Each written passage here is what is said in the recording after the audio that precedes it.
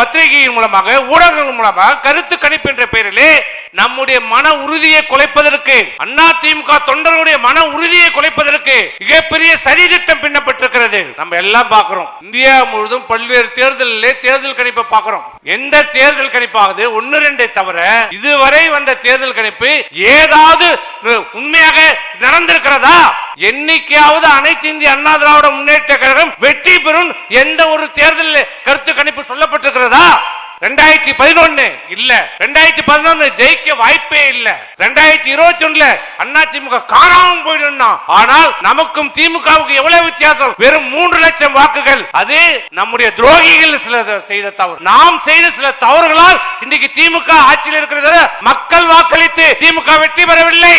நம்முடைய தவறுகள், சில துரோகியின் காரணத்தால் இன்னைக்கு ஸ்டாலின் ஆட்சி பொறுப்பேற்றோம். நாங்க போட்ட பிச்சை இன்னைக்கு ஸ்டாலின் இன்னைக்கு முதலமைச்சராக இருக்கிறார்.